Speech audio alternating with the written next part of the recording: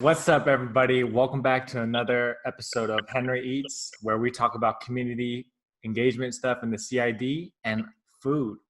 This time, I have a special guest featuring Carol Z from Purple Dot Cafe. Carol, introduce yourself. Hi, I'm Carol. I run Purple Dot with my dad. Well, not really run it. I just do social media and help out here and there. But yeah, thanks for having me.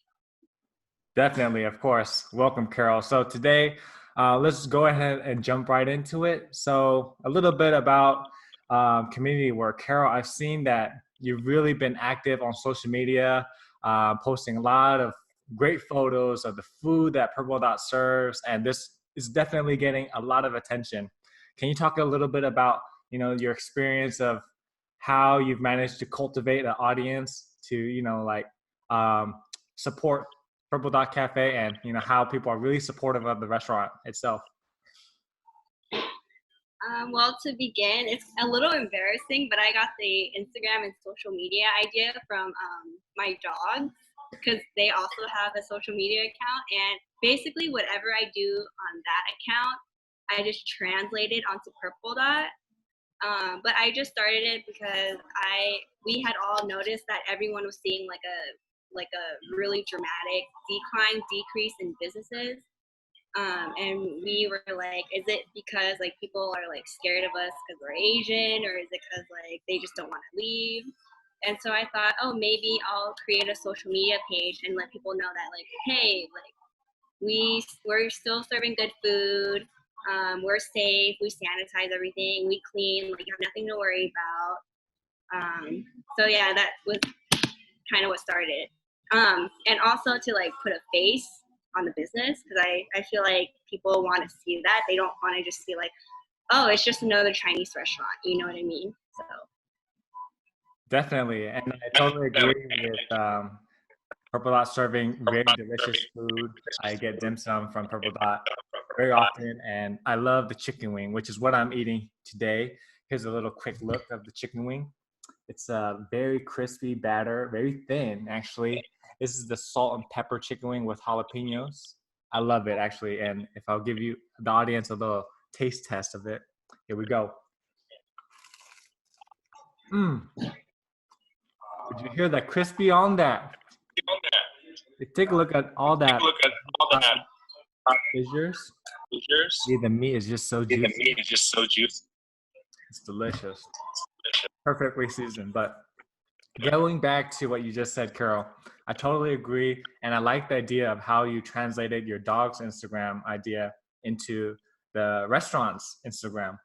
And I definitely noticed a lot of people following the Instagram page and just following you on social media, and the whole idea of putting a face to the business. I really like the idea, and I definitely feel that community feel behind it. So it's great that you're doing all this work, supporting your family business, and just being a role model for young folks like me. oh, thank you. Yeah, so going back to the community topic, ever since the coronavirus hit the CID neighborhood, there's been a lot of, you know, grants and grants from the government, grants from the city, grants from the neighborhood to support small businesses like Purple Dot itself. What grants have Purple Dot taken advantage of since they've been offered? Well, I've applied to probably a dozen grants now, and even the one from the business association, the paycheck protection plan from the government. I'm still waiting to hear back on that, but it's been such a long process.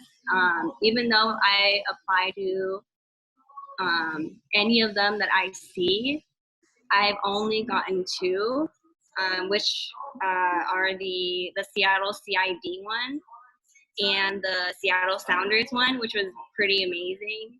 Um, so yeah, like I said, it's just been such a hard process. Like um, before this, I really didn't know the numbers behind the business.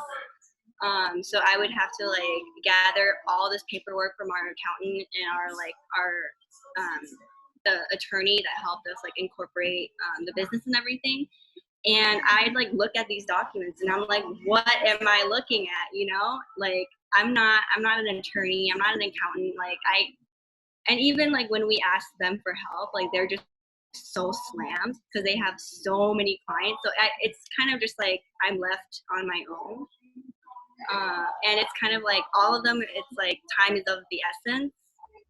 So it's first come, first serve, and I'm over here like stressing out because it's like every hour that I've spent like looking at this pile of paperwork, I'm like, oh my God, someone else got it. You know what I mean? So yeah. Yeah, definitely. And I definitely want to give you, a shout out because you've definitely stepped up to support the family business once again, applying for all these grants. Maybe if you could talk about how these grants have supported the business itself. So like how has Purple Dot utilized these funding, whether it's for employees, for business operation? Maybe you could talk a little bit about that. Yeah, so the Seattle CID one, that was the first one we ever got, like I said, and it wasn't like a large, insane amount, but it was, so we used that to cover like supplies, because you don't really think about it, but like at Purple Dot, we have such a large menu, and it's not like none of the items get neglected, like everyone orders something, you know? So we're constantly having to replenish our supplies. It's like, and I feel like my dad goes out on like a supply run like every other day. Like it's insane. So that we use for supplies. And then the founders one that I mentioned, we're still waiting on that to receive that. So, but I think we're probably going to put it towards employees or rent, just like split it up, just ease up the cost a little bit. Yeah. I see. I can definitely feel like your family is very caring for the Purple Dot employees, for staff, and also customers. And I say that because I feel like all the ingredients you use are very fresh, and Purple Dot's not cutting any corners whatsoever. As I bring back my chicken wing, my one bite into the chicken wing, it tastes just as good before the whole pandemic happened. So I'm gonna give the audience a bite. There you go. So crispy and flavorful. It's delicious. How do you guys do it? This is Carol. What food do you have today? So I actually haven't even gone into it yet. I have our baked seafood rice with cream sauce. Oh, this is heavy. Wow. See. Yeah, it's like so it's our house fried rice underneath. So it's like fried rice with eggs and peas, carrots, mushrooms, shrimp, scallops, and it's loaded with cream sauce. So yeah, just think like fettuccine with like Chinese food, basically. Yeah. I guess I'll take a bite to it. Let's see it. All right. Here we go. Wow, that looks amazing. I don't know how I'm gonna do this. Yeah, so first bite, there's that cheese, cream sauce, the peas, carrots, rice. All right, let's do this. Wow. Mm. I feel left out.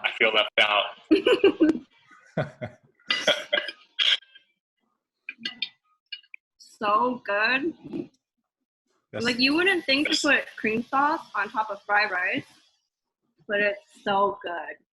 Definitely. So good. See, that's the one thing I really like about Purple Dot, because even though it's a very Chinese, Cantonese cuisine focused, it brings in that cuisines and flavors from all across the board. We have you have French toast, fried rice, you have sandwiches, you have the baked spaghetti, like you said. It's just and cheese. I know a lot of Chinese are lactose intolerant, but we're still eating the baked spaghetti loaded with cheese and cream sauce and everything, and no problem, no regret. Well, it's funny that you should mention that because I actually talked about it on our Instagram page. If you go to the picture that I posted of our French toast, I introduced the concept of the Tatan Tang, which is like tea restaurants. It's basically like in Hong Kong and Macau and like the Guangdong province of China. These like Tatan Tangs are really popular. It's basically like it's basically purple dot food. Like it's that Chinese and Western influence. So you have the French toast, the milk tea, baked spaghetti, like the baked cream sauce, rice. But the idea behind it is to be affordable, which is what I really like about Purple Dot. Like most of our menu items are really affordable. Like you can order one thing and you're full, you know, and that's the whole concept behind the, like I said, Tatan Tang. Oh no. Oh, definitely. I'll edit this part out. Sunny, you're okay. Yeah, definitely. I agree. Totally agree. And the affordability of Purple Dot is, I feel like, what brings me in, along with the quality and the taste. You know, let's talk a little bit more about community stuff. So, Carol, you've been very involved in the CID neighborhood since this pandemic happened. You came out to volunteer with our grocery deliver runs and, you know, just kind of supporting the seniors and the non-English speaking individuals in the neighborhood. Maybe if you could share your experience around that. How do you feel like the neighborhood has done in terms of supporting its own people? I think it's been amazing, really. Like I think like just, well, first off, like the fact that we have that funding to like feed all these people or for like provide groceries is just amazing. Like, because I buy groceries and I'm like, oh my god, I spent so much money on groceries. But like here we are, like it's like community donations. First and foremost, that's been like really impressive to me. And then like when I first got there, I thought it'd just be like maybe like 5 volunteers plus like interim people, but I got there and there's like dozens, you know. And then people like coming in by the truckload, people like volunteering their trucks, like all these like little pieces coming together. It's just like it just made me feel so grateful to be a part of something like this, even if like I've only come out like a few times, like once or twice really. But it's been, I just feel like really fulfilled being able to do that, even if it's just like an hour or two out of my day. So like people think volunteering is like, oh, like you have to donate like X amount of money, but it's like no, you can just like lend your car for like 10 minutes or something. Like it, like anything helps. And I feel like everyone in but like the seniors, I feel like they're really grateful because like whenever I handed them a bag, they'd be like, oh, like that's aside, like, oh, thank you so much, or like and I'd be like, oh, take another bag, because then like that one time I went, we had like this mountain of like extra groceries. I'm like, take another bag, and they're like, oh, really? Yeah. So I guess just in one word, fulfilled. That's how I feel. It's great to know that you had a very positive experience volunteering with us, Carol. That makes me really happy to know that. I guess just moving forward, Carol, how do you see the CID neighborhood responding to the coronavirus after the in-house ban is lifted at the end of May? What do you foresee happening in the neighborhood? Do you see more people visiting? How do you feel? How do you feel about Purple Dot Business? You could talk a little bit about that.